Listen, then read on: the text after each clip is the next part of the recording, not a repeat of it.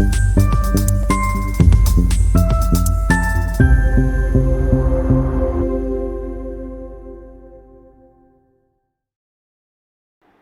सीखो के आज के इस एपिसोड में आपका हार्दिक स्वागत है। नमस्कार, मैं हूं डॉक्टर विवेक चोपड़ा और आज चर्चा करूंगा मैं कि चंद्रमा अगर किसी भी लगन कुंडली में 12वें भाव में बैठे हो तो कैसे रिजल्ट्स देते हैं।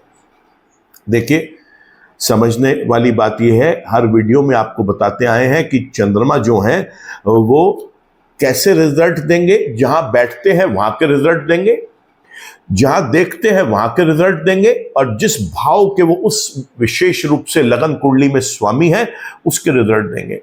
तो आज चर्चा कर रहे हैं हम 12वें भाव की, तो 12वें भाव में बैठकर छठे भाव को देखेंगे। तो यहां पर 12वें और छठे का रिजल्ट मिलेगा। अब जिज्ञासा यह होगी कि 12वें का शुभ रिजल्ट क्या है और 12वें में बैठने का अशुभ रिजल्ट क्या है। तो पहले तो ये क्लाइमेक्स शुरू में ही वीडियो के खत्म कर देता हूं कि 12वें में बैठकर चंद्रमा कभी भी शुभ रिजल्ट देंगे ही नहीं, उनके केवल और केवल अशुभ रिजल्ट्स मिलेंगे। तो 12वें में बैठकर उन्होंने छठे भाव को देखते हुए केवल अशुभता दिखानी है अपनी, क्योंकि इस भाव में चंद्रमा कभी भी शुभ नहीं होते। अब 12वें भाव में बैठकर छठे भाव को देखेंगे और अशुभ होंगे, तो शुभ नहीं है तो उसकी चर्चा तो हम करेंगे ही नहीं। चर्चा करते हैं केवल उसकी अशुभता क्या है, और फिर 12 के 12 लग्नों में वो कहीं शुभ नहीं होंगे तो फिर हम हर लगन में ये बताएंगे वो किस भाव का स्वामी है और उसकी उस एक्स्ट्रा अशुभता क्या ऐड हो जाएगी 12वें और छठे के अलावा लगन अनुसार। 12वां भाव जेल योग देता है, एक लंबे समय तक हॉस्पिटलाइजेशन कराने के लिए संकेत देता है। 12वां भाव मेडिसिन्स के ऊपर आपके बिल्स, आपके लॉसेस करवाता है, नॉन प्रोडक्टिव एक्सपेंस करवाता है, डिस्ट्रक्टिव एक्सपेंसेस करवाता है, लॉसेस करवाता है, मान सम्मान प्रतिष्ठा का लॉस, प्रयास यानी एफर्ट का लॉस और रुपए पैसे का लॉस। इस हाउस की एक विशेषता है कि अगर यहां पर ये कोई भी ग्रह यहां पर खराब हो गया या उस भाव का जो स्वामी है वो खराब हो गया, तो ऐसा व्यक्ति जीवन भर अगर ये कोशिश करता है कि वो किसी दूसरे मुल्क में जाके सेटल हो जाए या किसी फॉरेन लैंड के साथ ओवरसीज कोई बिजनेस या वर्क रिलेटेड अपना कोई एसोसिएशन करे, वहां पे भी मुंह की खाता है, पैसे फंसा के बैठ जाता है, कभी भी लाभ नहीं मिलता। स्कैंडल्स, मान सम्मान प्रतिष्ठा की हानि, इज्जत का नुकसान, ये सब कुछ ये हाउस देते हैं। छठे भाव को देखेगा तो रोग, ऋण, विघ्न, बाधा, कर्जा, गुप्त शत्रु, इनसे परेशान करवाएगा। तो ये तो पक्की बात है कि चंद्रमा जिस भी किसी कुंडली के अंदर 12वें भाव में है, तो कोई भी लगन हो उसने ये अशुभ रिजल्ट तो देने ही देने हैं। अब लगन वाइज समझ लेते हैं कि और क्या एक्स्ट्रा ऐड होगा। मेष लगन के आप हैं तो चौथे भाव का नेगेटिव ऐड हो जाएगा, क्योंकि चौथे भाव के स्वामी है। ऐसे में चल अचल संपत्ति विवादों के घेरे में रहेगी या बना ही नहीं पाएगा, और अगर कहीं से मिल भी गई तो उसे रिटेन नहीं कर पाएगा। इसलिए हम रिकमेंड करते हैं ऐसे व्यक्ति को कि अपना कोई भी संपत्ति है, चल अचल संपत्ति, अपने नाम से ना ले, परिवार के किसी और व्यक्ति की जिसकी कुंडली मजबूत है उसके नाम से ले लें। जीवन से सुख और आनंद दोनों लुप्त हो जाएंगे। जीवन से सुख गायब हो जाएगा, समझ ही नहीं आएगा कि क्यों जीवन इतना दुखी रहता है। यहां यह भी देखा गया है कि मां के साथ संबंध अच्छे नहीं रहेंगे, मां की जो सेहत है, स्वास्थ्य है, वो चिंता का विषय रहेगा, मां को आयु की हानि भी हो सकती है। यहां पर यह भी देखा गया है कि ऐसे व्यक्ति को जो समाज के प्रतिष्ठित लोग हैं उनके साथ इसका उठना बैठना कम होता है, इसका अपना सामाजिक दायरा भी बहुत छोटा होता है। अगर वृषभ लगन के आप हैं तो तीसरे भाव के नेगेटिव रिजल्ट्स ऐड होंगे। छोटे भाई बहनों का साथ नहीं मिलेगा, उनके साथ संबंध विच्छेद हो सकते हैं या संबंधों में कटुता रहेगी। छोटी यात्राएं सफल नहीं होंगी, चाहे वो नौकरी के लिए हो, व्यापार के लिए हो, एंजॉयमेंट के लिए हो, किसी भी प्रकार से पराक्रम में हानि होगी। मिथुन लगन में देखें तो दूसरे भाव का स्वामी 12वें भाव में बैठ गया तो धन की हानि करवाएगा, अपने ही स्वयं के परिवार में, कुटुंब में आपके प्रतिष्ठा का कद नीचा रहेगा। वाणी से आप लोगों को दूर कर बैठेंगे अपने बोलने चलने के तरीके से। कर्क लगन अगर आपका है, 12वें भाव में चले गए तो ये तो बहुत गंदा पोजीशन है लगन के स्वामी का 12वें भाव में यहां कर जाकर बैठना चंद्रमा का। यहां पर विशेष रूप से हेल्थ का नुकसान है। ये व्यक्ति anxiety, depression, insomnia, sleep disorder, learning disability जैसी बीमारियों का शिकार हो सकता है।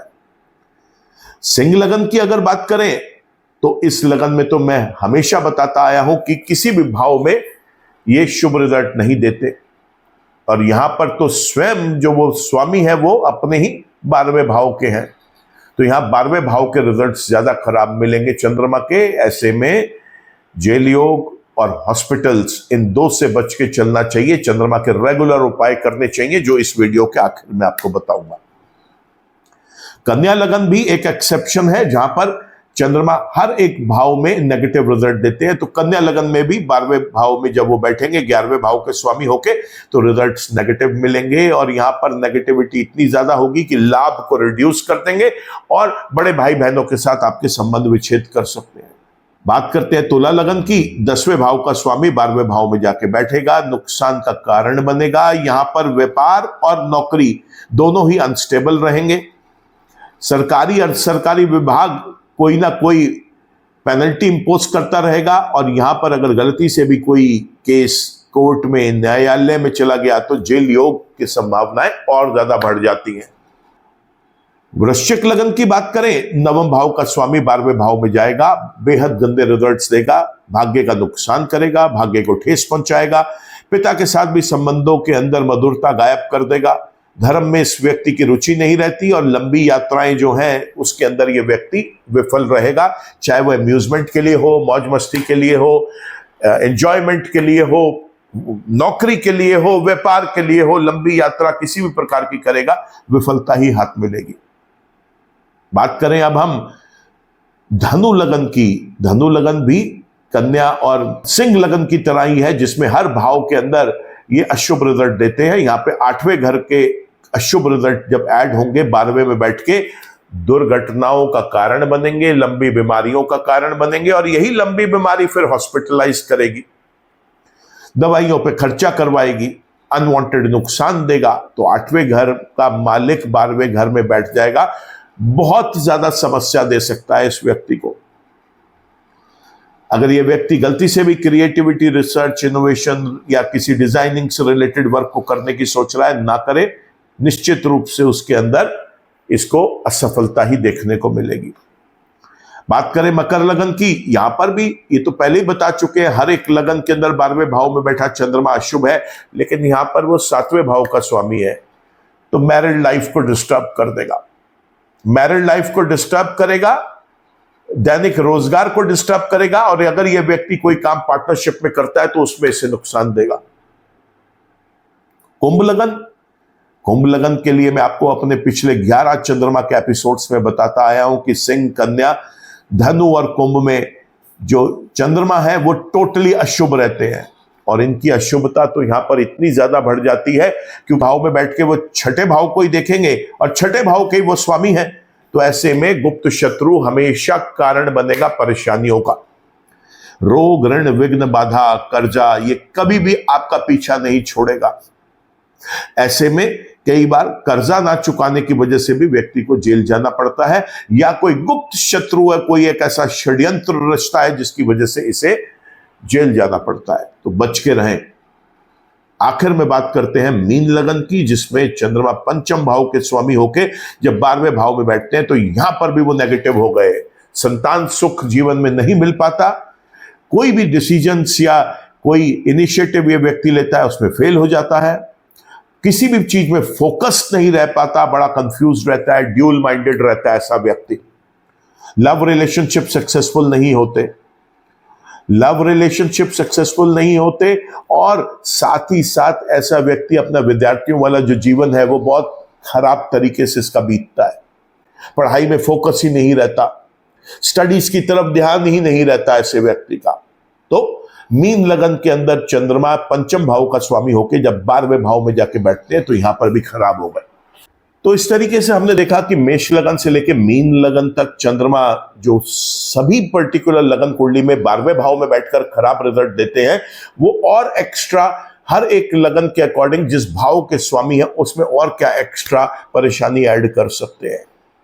ये बात तो निश्चित है कि चंद्रमा मेन प्लैनेट होते हैं मानसिक बीमारियां देने के, और अगर एक व्यक्ति मानसिक रूप से टूट जाता है ना, तो फिर वो जीवन के अंदर हारा हुआ ही महसूस करता है। इसलिए अगर आप भी सचेत रहना चाहते हैं अपने परिवार के सदस्यों से, दोस्तों से, रिलेटिव्स से, आप प्यार करते हैं, तो एक बार सबकी कुंडलियां आप दिखाएं। कहीं कोई ऐसा तो नहीं आपके आसपास या आप स्वयं जो किसी एक मानसिक रोग की तरफ जाने को अग्रसर है, क्योंकि उसकी कुंडली उसे सपोर्ट नहीं कर रही। और अगर ऐसा है तो उसकी कुंडली का व्यक्तिगत विश्लेषण करवाकर चंद्रमा की नेगेटिविटीज को रिड्यूस करके जो पॉजिटिव प्लैनेट है उनका सहारा लेके जीवन को स्टेबल करवाइए। चंद्रमा के उपाय जरूर करिए, और वो उपाय क्या है? सरल उपाय है। चंद्रमा के मंत्र जप करें, शिव भगवान के मंत्र जप करें, सुबह शाम महामृत्युंजय के जप करें। ऐसा करना बहुत शुभ रहेगा। जब भी पॉसिबल हो तो मंदिर जाएं और मंदिर में जाकर आप वहां पर शिवलिंग पर जल और दूध मिक्स करके चढ़ाएं, एक सफेद बर्फी वहां पर चढ़ाएं। सोमवार के दिन घर से खीर बना के लेके जा सकते हैं, वो सभी देवी देवताओं के चरणों में अर्पण कर सकते हैं। शिवलिंग पर थोड़े से चावल के दाने, बस शर्त यह है कि खंडित ना हो, वो डालना बहुत शुभ रहता है। शाम के समय कोई गरीब बूढ़ी औरत मंदिर के बाहर बैठी हो, कहीं और आपको मिल जाए, उसकी सेवा करें, और सेवा करने में सफेद चीजों का दान जरूर करें। चावल, चीनी, दूध, सफेद कपड़ा, चांदी का बना हुआ कोई सामान, या फिर कोई भी तरल पदार्थ, जैसे कोई भी जूस हो सकता है, गन्ने का जूस हो गया, किसी फ्रूट का जूस हो गया, वेजिटेबल का जूस हो गया, कोई भी लिक्विड आइटम आप उनको डोनेट करें, उनकी सेवा करें। और इसके अलग भी अगर उनकी डिमांड आपसे कुछ है, वो आपसे रिक्वेस्ट कर रहे हैं कि कोई मेडिसिन ले दो या कोई और चीज ले दो, तो आप लेके दे सकते हैं। लेकिन गरीब बूढ़ी औरत की मदद करना चंद्रमा के लिए बहुत शुभ रहेगा। चंद्रमा के फास्ट भी कर सकते हैं। कुंडली में चंद्रमा 6, 8वें, 12वें या 11वें भाव के स्वामी हो तो सोमवार के फास्ट करना बहुत शुभ रहता है। भगवान शिव की आराधना करना, शिव परिवार की आराधना करना, यह भी बहुत शुभ रहता है। तो दोस्तों, आज के वीडियो में तो केवल इतना ही, और इस वीडियो के इस एपिसोड के साथ हमारे चंद्रमा के भी 12 के 12 एपिसोड्स, 12 अध्याय पूरे हो गए। अगले वीडियो में अब हम मंगल को 12 भाव में देखेंगे हर एक एपिसोड में कि मंगल कैसे फल देते हैं। आपको आज का वीडियो अगर पसंद आया हो तो आप इस वीडियो को जरूर लाइक करें, कमेंट करें, शेयर करें। आपने चैनल सब्सक्राइब कर लिया है तो थैंक यू फॉर दैट। अगर अभी तक चैनल सब्सक्राइब नहीं कर पाए तो चैनल को भी सब्सक्राइब कर लें। बेल आइकन जरूर क्लिक करें दोस्तों, ताकि कोई भी नया वीडियो अपलोड होता है उसका अपडेट आप तक पहुंच सके। ईश्वर आप सबका भला करे। नमस्कार।